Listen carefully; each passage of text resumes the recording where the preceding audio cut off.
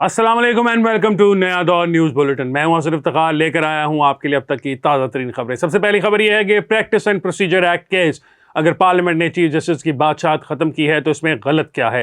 मुल्क की तारीख में पहली बार सुप्रीम कोर्ट की कार्रवाई बराह रास्त नशर की जा रही है और अदालत उज़्मा ने सुप्रीम कोर्ट में प्रैक्टिस एंड प्रोसीजर एक्ट के खिलाफ अपीलों पर फुल कोर्ट बनाने की दरखास्तें मंजूर कर ली। सुप्रीम कोर्ट में प्रैक्टिस एंड प्रोसीजर एक्ट के खिलाफ दरखास्तों पर समाअत चीफ जस्टिस ऑफ पाकिस्तान काजी फाइज ईसा की सरबराही में हो रही है। चीफ जस्टिस काजी फाइज ईसा पहले अदालती दिन पर फुल कोर्ट की सरबराही कर रहे हैं।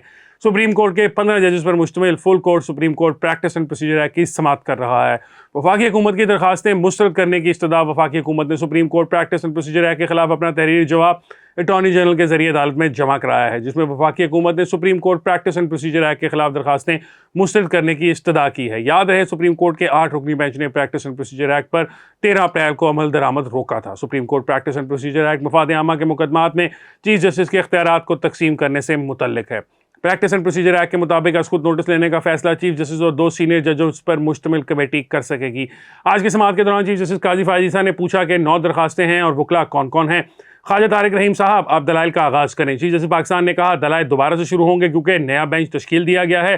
फुल कोर्ट बनाने की 3 दरखास्तें थीं जिनको मंजूर कर रहे हैं। जस्टिस काजी फाइज ईसा ने अपने रिमार्क्स में कहा फुल कोर्ट इजलास में फुल कोर्ट समाअत करने की मंजूरी दी गई। अवाम हमसे 57,000 केसेस का फैसला चाहते हैं। चीफ जस्टिस पाकिस्तान ने रिमार्क्स दिए कि ख्वाजा साहब, हम आपको नहीं कहते कि कम बोलें, मगर आप बात को जामे रखें, माजी को भूल जाएं, अभी की बात करें। जस्टिस मुसर्रत हिलाली ने इस्तफसार किया कि सेक्शन 5 का क्या होगा, क्या एक पार्टी की वजह से एक्सरसाइज नहीं होगी। दरखास्त गुजार के वकील ख्वाजा तारिक रहीम ने दलाइल देते हुए कहा सुप्रीम कोर्ट ने फुल कोर्ट के जरिए अपने रूल्स बना रखे थे, लेकिन पार्लियामेंट ने सुप्रीम कोर्ट के रूल्स में मदाखलत की।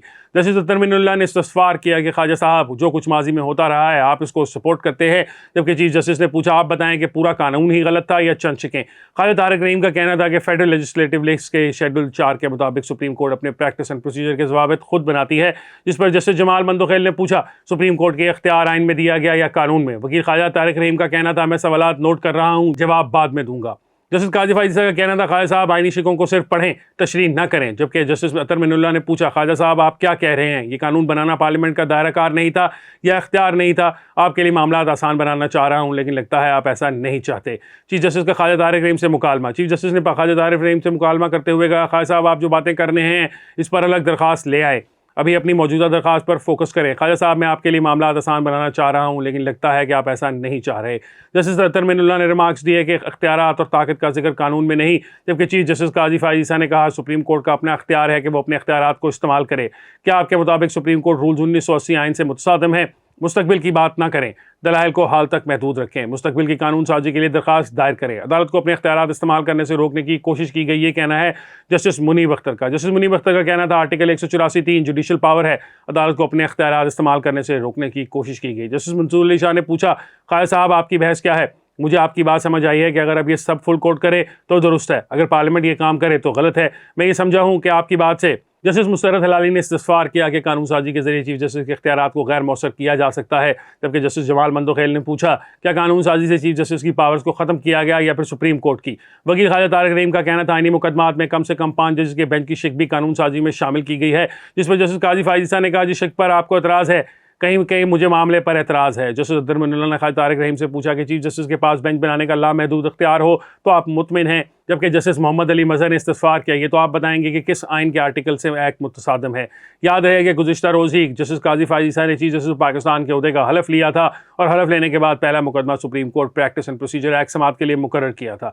जस्टिस काजी फाइज ईसा ने रवां 22 अप्रैल में किसी भी आइनी मुकदमे के बेंच का हिस्सा बनने से माजूर करते हुए कहा था जब तक supreme court practice and procedure act से मुतल्लिक दरखास्तों पर फैसला नहीं होता वो किसी बेंच का हिस्सा नहीं बनेंगे।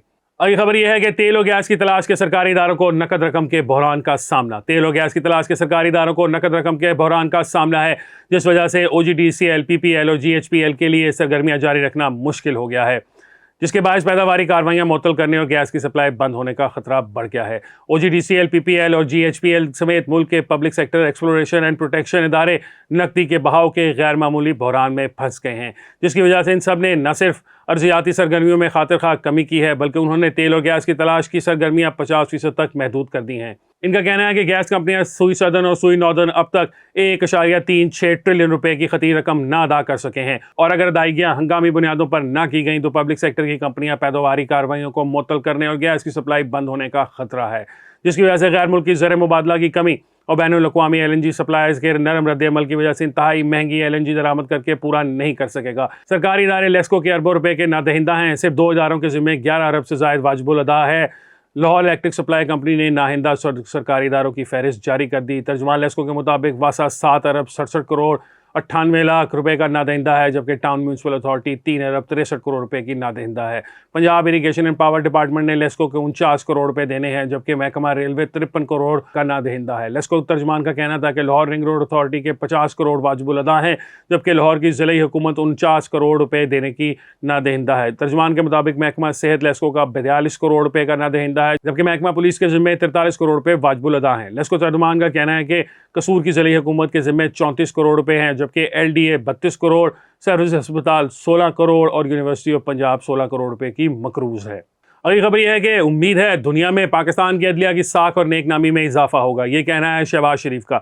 साबिक वज़ीर आज़म और सदर मुस्लिम लीग नून शहबाज शरीफ ने जस्टिस काजी फ़ायज़ ईसा को चीफ जस्टिस पाकिस्तान का मनसब संभालने पर मुबारकबाद देते हुए कहा है कि उम्मीद है दुनिया में पाकिस्तान की अदलिया की साख और नेकनामी में इजाफा होगा।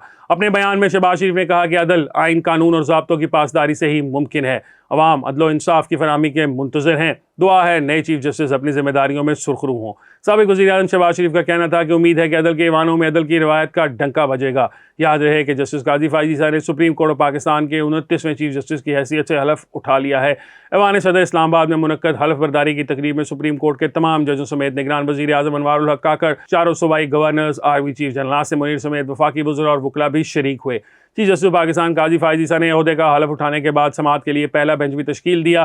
जस्टिस काजी फ़ायज़ ईसा ने गुज़िश्ता कई माह से ये मौक़िफ़ इख्तियार कर रखा था कि जब तक supreme court practice and procedure act का फैसला नहीं होता वो किसी भी बेंच का हिस्सा नहीं बनेंगे, और उन्होंने इस बात का इजहार मिलिट्री कोर्ट से मुतल्लिक केस के बेंच से अलहदा होते वक्त भी किया था। अब उन्होंने अपने ओहदे का हलफ उठाने के बाद supreme court practice and procedure act पर समाअत के लिए पहला बेंच तश्कील देकर केस समाअत के लिए मुकर्रर कर दिया है। जुडिशल कॉम्प्लेक्स तोड़फोड़ केस, परवेज़ इलाही को जुडिशल रिमांड पर जेल रवाना कर दिया गया। इंसदाद दहशतगर्दी की अदालत ने PTI के सदर परवेज़ इलाही को जुडिशल रिमांड पर जेल भेज दिया। इस्लामाबाद में इंसदाद दहशतगर्दी की अदालत के जज अबुल हसनात ने परवेज़ इलाही के खिलाफ जुडिशल कॉम्प्लेक्स में तोड़फोड़ के मुकदमे की समाअत की, जिसके सिलसिले में पुलिस ने साबिक वज़ीर आला को अदालत में पेश किया। दौरान समाअत परवेज़ इलाही रूस्टम पर आए और कहा कि मुझे कल इस्लामाबाद से वापस लाहौर ले गए, मेरी फैमिली से मुलाकात भी नहीं करवाई, फैमिली से मुलाकात का मुनासिब ऑर्डर दे दें। इस पर जज ने कहा कि जेल वाले भी आपकी फैमिली हैं। ADC के जज ने सवाल किया कि परवेज़ इलाही की कब जान छूटेगी। वकील सफाई ने मौक़िफ़ अपनाया कि कभी किसी शहर और कभी किसी शहर चक्कर लगवा रहे हैं, कौन सा मुकदमा है। तफ्तीशी अफसर ने बताया कि जुडिशल कॉम्प्लेक्स तोड़फोड़ का मुकदमा है। दौरान समाअत एंटी करप्शन पंजाब ने परवेज़ इलाही के राहदारी रिमांड की दरख्वास्त भी दायर कर दी। तमाम अदालत ने PTI के सदर को जुडिशल रिमांड पर जेल भेज दिया। अगली खबर है सिंध से, जहाँ 24 घंटों में मलेरिया के 600 के करीब केसेस रिपोर्ट हुए हैं। सिंध में मलेरिया के केसेस में इजाफा देखने में आ रहा है। तर्जुमान सूबाई महकमा सेहत के मुताबिक सिंध भर में गुज़िश्ता 24 घंटों में मलेरिया के 586 केसेस रिपोर्ट हुए। तमाम इस दौरान कराची में मलेरिया का कोई केस रिपोर्ट नहीं हुआ। महकमा सेहत के मुताबिक हैदराबाद डिवीजन में मलेरिया के 287, लाड़काना 143, मीरपुर खास 98 और शहीद बेनज़ीराबाद में मलेरिया के 58 केसेस रिपोर्ट हुए हैं। तर्जुमान का बताना है कि रवां साल कराची में मलेरिया के 2242 केस सामने आए और सिंध भर में अब तक मलेरिया से 3 लाख से ज़ायद अफराद मुतासिर हो चुके हैं, जबकि रवां साल सूबे भर में मलेरिया से 2 अफराद इंतकाल कर चुके हैं। तर्जुमान महकमा सेहत के मुताबिक मलेरिया से इंतकाल कर जाने वालों का ताल्लुक हैदराबाद और मीरपुर खास डिवीजन से है। अब तक के न्यूज़ बुलेटिन के लिए इतना ही है। इंशाल्लाह आपसे मुलाकात होगी एक और न्यूज़ बुलेटिन के साथ। मुझे हसन इफ्तिखार को दीजिए इजाज़त। अल्लाह हाफ़िज़।